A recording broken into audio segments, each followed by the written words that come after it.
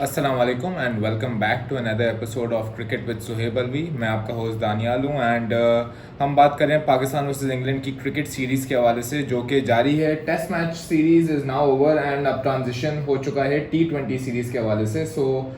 आज से T20 series start है। Slight change up in the teams in the squad as well as some exciting prospects from a few players coming into the team.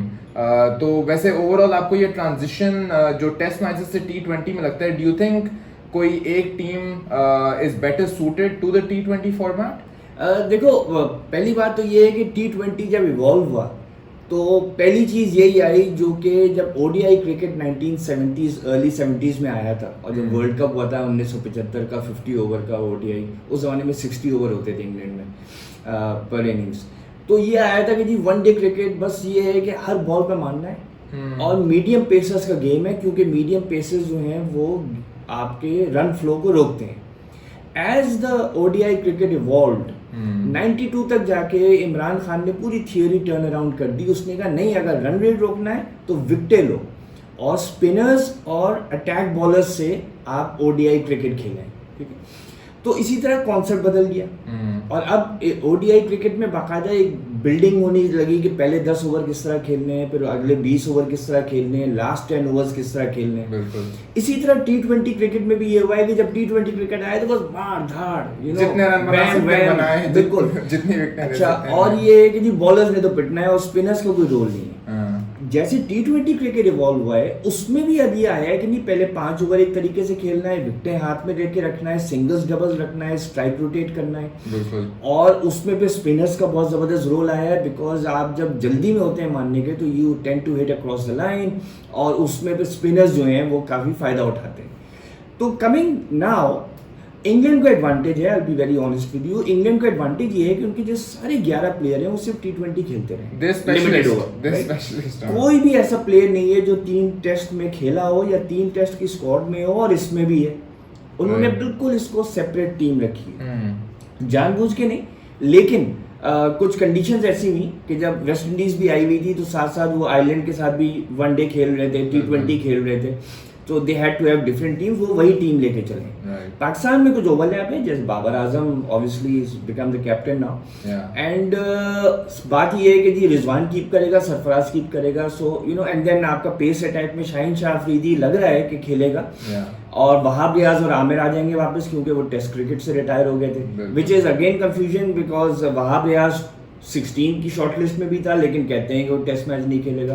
तो पाकिस्तान में तो हमेशा confusion unsurety रहती है। तो England have the advantage, one home ground, second it's very chilly, 11 degrees 12 degrees है ये। England में शाम को 6 बजे मैच शुरू होगा पाकिस्तान के 10 बजे के मुताबिक, और शाम को 11 डिग्रीज 12 डिग्रीज 13 डिग्रीज। so, उसमें Englishmen are more condition to play इस वेदर में, इतने ठंडे मौसम में बॉल ग्रिप करना।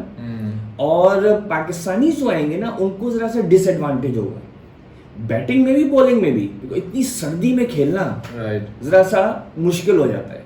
तो especially with the weather conditions also, just by the way an update is that it might be raining and it could 50% to 17% rain है, 6 बजे 50% चांस है, फिर 42% है, फिर 3 घंटे का मैच है। बिल्कुल।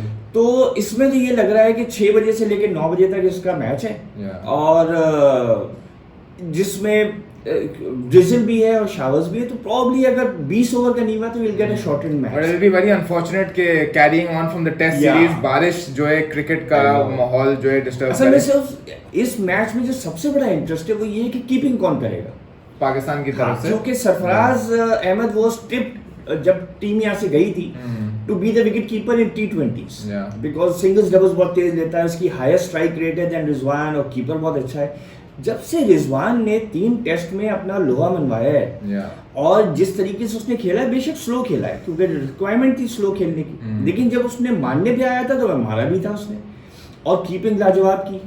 तो एक मोरल बूस्टिंग के लिए मुझे लग रहा है कि पहला T20 शायद रिजवान ही खेलेगा। I think definitely on the basis of performance and because the Pakistan team management wants to avoid as much वो ये बाद में ये कहने को रहा कि एक आपका विकेट कीपर बैट्समैन फॉर्म में था, प्लेयर ऑफ द सीरीज रहा और 24 साल बाद किसी विकेट कीपर बैट्समैन ने एक छक्का मारा from Pakistan side in England. तो आई थिंक ये सब चीजें लेते हुए शायद रिजवान आएगा very quickly.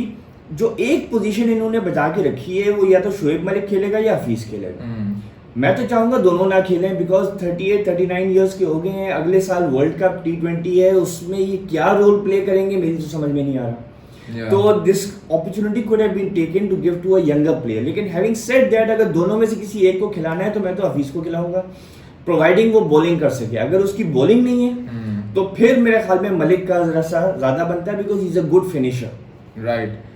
So we're talking about players that are coming into the Pakistan team. So like you mentioned, एक wicket keeping के ऊपर जो है I think there is a bit of a debate whether Sarfaraz will come in, Shoaib Malik, Hafiz in the middle order to some extent. And you mentioned how Amir and Wahab would be coming back into the team also. There's one player I'm very excited about and that's Haider Ali. Very good. Because I think ये एक पहला मौका होगा उसके लिए to demonstrate his skill। मेरे ख्याल में अगर फवाद आलम को खिलाने का इतना प्रेशर नहीं होता ना टेस्ट मैच में तो शायद हैदर को ये टेस्ट मैच में भी खिला चुके होते। लेकिन कमिंग बैक कि उसका जो T20 का रिकॉर्ड है वो बहुत अच्छा है। आई मीन लाइक PSL जब हुआ था तो I was doing regular shows in आज टीवी, तो उसके ऊपर तो मैंने उसको बड़े गौर से स्टडी किया था। कोई 240 रन या कुछ बनाए थे उसने 160 की स्ट्राइक रेट। देखना से भी होगा कि दो प्लेयर जो थे नंबर 3 पे बहुत जबरदस्त खेले थे इन PSL, एक शादाब खान बिल्कुल, एक अपना हैदर। तो यहाँ देखेंगे कि नंबर 3 पे कौन आता है बिकॉज शादाब ने नंबर 3 पे आके ट्रिमेंडस परफॉर्मेंस दी है, स्ट्राइक रेट भी बहुत अच्छा करा, रन्स भी बहुत अच्छे बनाए। प्रोबेबली यहाँ पे वो हैदर अली को रखेंगे और इस वजह से स्पेशलिस्ट बैट्समैन है और this is a specialist series and against world's number 2 side. मेरे ख्याल में नंबर 2 साइड है ये। पाकिस्तान के एक ज़माने में बड़ा ज़बरदस्त रिकॉर्ड था 2016 में जब इन्होंने पहला T20 खेला था इंग्लैंड में, सोल T20 नॉट पहला, तो सरफराज अहमद कैप्टन हुआ था। उसके बाद पाकिस्तान ने कोई 11 T20I सीरीज जीती थी ओवर द नेक्स्ट 2 इयर्स। पिछले 2 सालों में Pakistan has actually fallen down और इतना जीते नहीं है। इंग्लैंड अब आ रहा है, अभी साउथ अफ्रीका में उन्होंने बहुत ज़बरदस्त सीरीज खेली जहाँ पे उन्होंने तीनों मैच लास्ट ओवर तक गए and they won 2-1। So there actually condition to pressure, home conditions, chilly conditions, advantage England. लेकिन within T20 cricket you need 1 or 2 overs जो कि गेम चेंजर हो सकते हैं। तो अगर 1-2 ओवर अच्छे चले गए, दूसरी टीम के बुरे चले गए, तो you know the advantage is back with Pakistan. Good contest and I hope rain doesn't spoil it, लेकिन अभी तक ऐसा लग रहा है कि 50% चांस रेन है। Let's hope that we get a good match of cricket in place.